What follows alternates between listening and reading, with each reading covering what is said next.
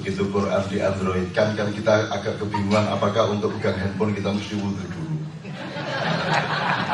Nah sekarang Horizon itu puisi itu kan tetap estetikanya tidak hanya pada huruf yang tertera, tapi fontnya, kertasnya yang tidak terlalu putih di Horizon itu semua bagian dari estetika puisi dan karya.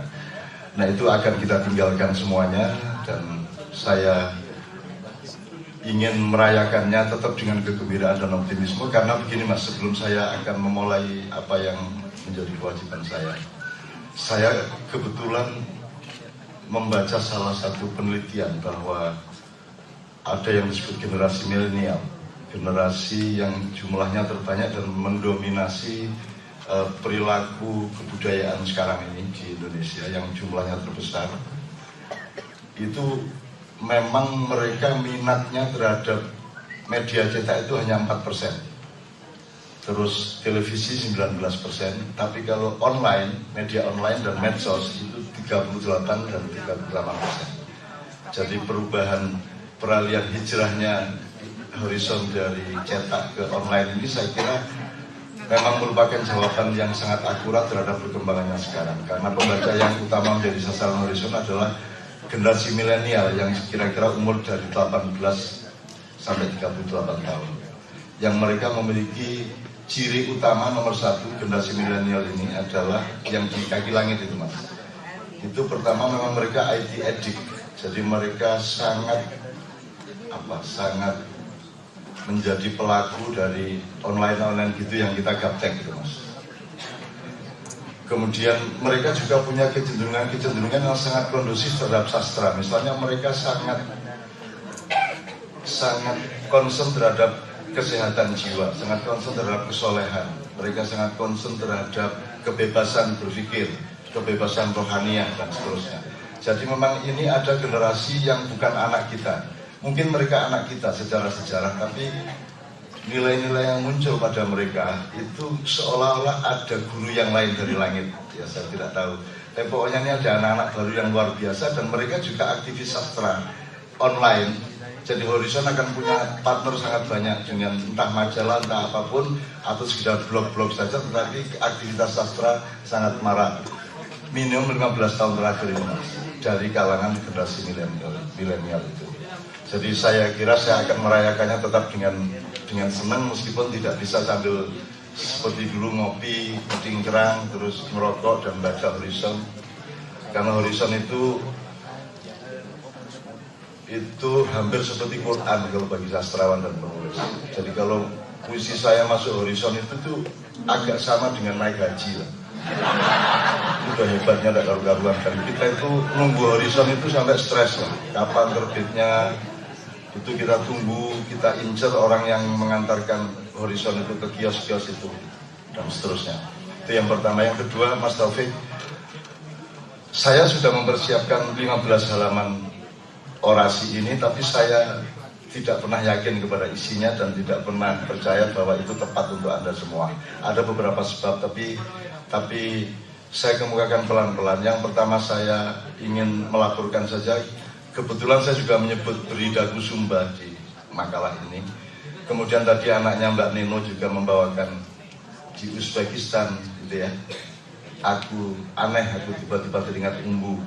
Nah kebetulan saya nanti sore itu ke Bali, karena kita akan ketemu Umbu. Saya akan ketemu Umbu, dan Umbu itu mulai bulan Mei kemarin membaca puisi untuk pertama kalinya setelah sekian puluh tahun lah, 40 tahun lah.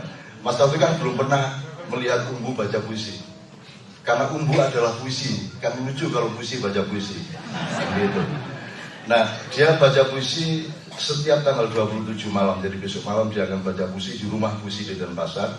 Kemudian Umbu ini selalu berpuasa selama 40 tahun setiap tanggal 27 Mas. Setiap 20, pokoknya dia sama 27 ini agak mistik lah dia. Pokoknya dia bulan Mei kemarin mulai tanggal 1 sampai tanggal 27 Mei dia berpuasa.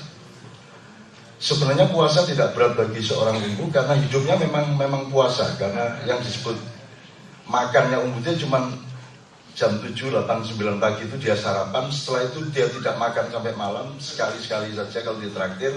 kemudian makan lagi paginya gitu. Karena mustahil umbu yang takdir, karena dia beda sama yang lain-lain.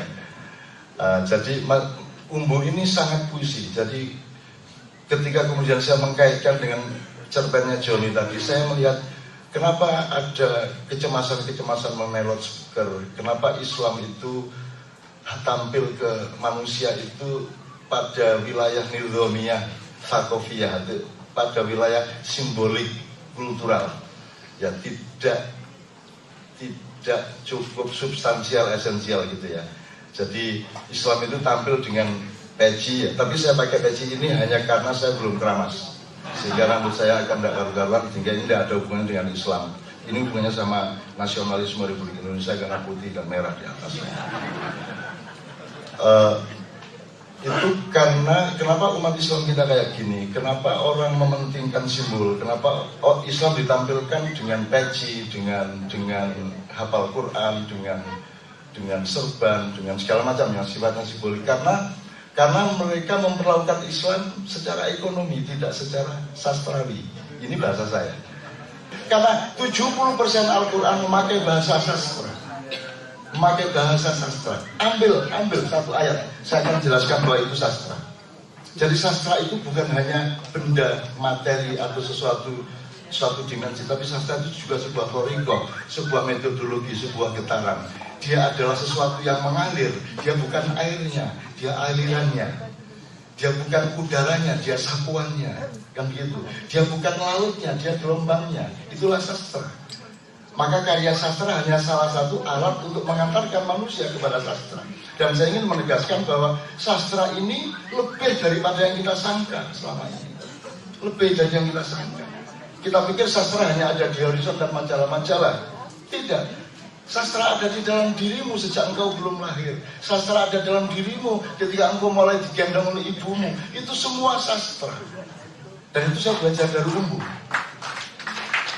Jadi sastra itu dibutuhkan tidak hanya oleh anak SMA. Sastra sangat dibutuhkan oleh para orang yang sedang menjalankan agama. Kalau orang menjalankan agama tidak kenal sastra, dia ngertinya bahasa hukum, dia ngertinya bahasa ilmu, dia ngertinya bahasa politik, dia ngertinya bahasa formal, maka dia kehilangan sastra, dia tidak akan menemukan agama.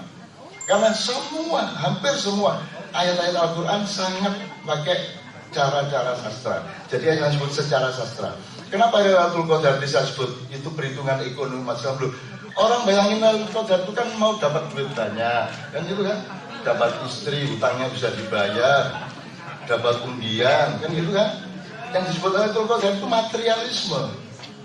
Padahal Lailatul Qadar itu tinggal engkau petik. Kapan saja engkau memetik Al-Quran dari dalam jiwamu, karena Al-Quran tidak hanya di mushaf, tidak hanya di Android dan iOS, Apple.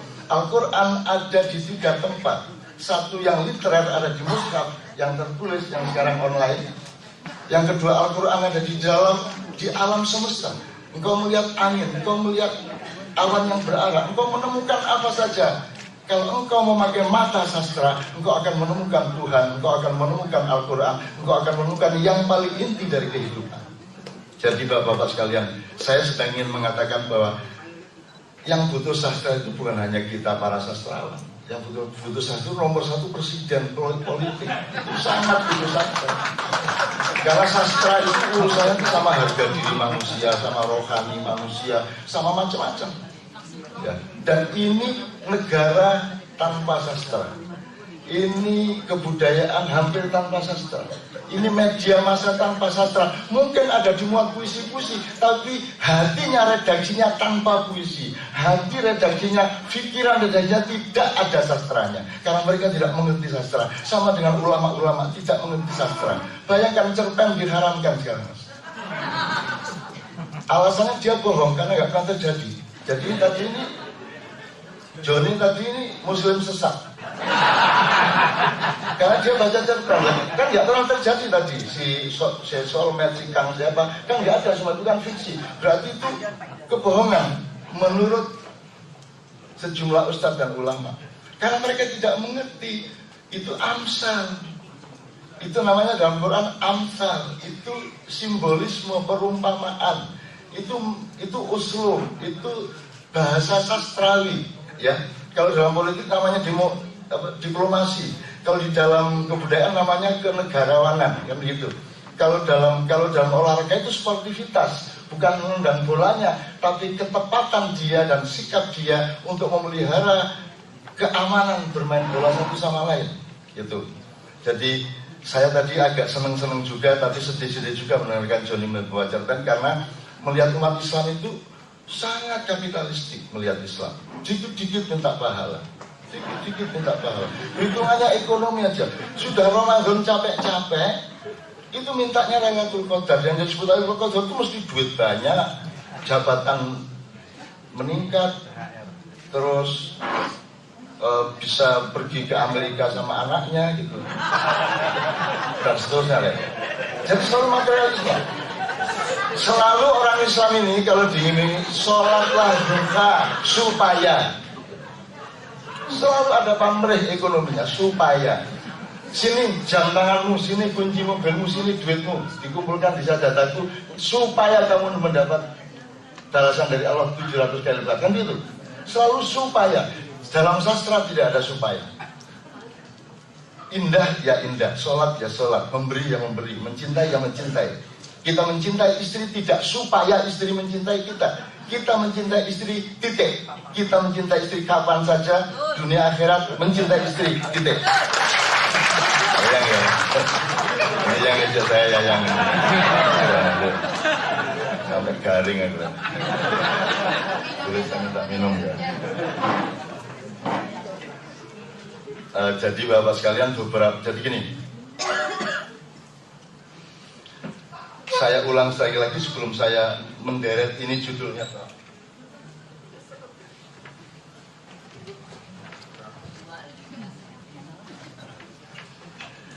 Jadi yang butuh sastra itu semua, asal Anda manusia Anda butuh sastra, karena sastra itu part of you.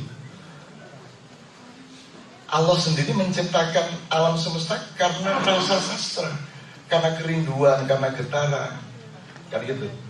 Dan kata-kata mengenai Tuhan, informasi mengenai Tuhan semua harus difahami secara sastra. Nggak bisa kalau misalnya Allah Maha Besar, terus Anda bayangin sak gunung gitu. Kalau Anda pakai bahasa materi sak gunung, kalau Anda Allah Maha Sayang terus suka gandeng orang itu, gimana? Kalau pakai bahasa sastra, Anda akan dinamis. Misalnya Allahu Akbar. Sorry, ini yang beragama tidak Islam. Saya hanya menjelaskan betapa dasarnya sastra yang menandakan manusia itu menjadi manusia karena ada sastra itu. Allahu Akbar itu maknanya bukan Allah Maha Besar.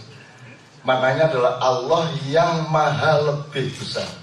Kalau Allah Maha Besar, bahasa Arabnya Allahu Kabir. Kalau manusia An-nasu atau insanu kabir, K-nya yang panjang. Kalau Allah kabir, B-nya yang panjang. Tapi kalau akbar itu more than you feel, and always more and more, all the time more. Jadi setiap kali kita menemukan Allah lebih dahsyat daripada yang selama ini saya bayangkan, terus ketemu pengalaman apalagi Allah lebih dahsyat lagi, maka dia sebut Allahu Akbar.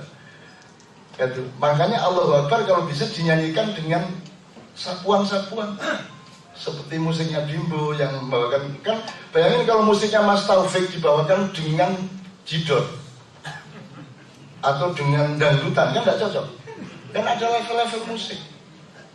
Nah sekarang takbiran saja yang seharusnya tanpa bunyi yang lain, seharusnya kalaupun ada bunyi, kalau bisa sapuan atau tiupan, jangan pukulan. Nah sekarang kan resmi itu Allah, gitu kan. Jadi iki drum band takbiran kan gitu.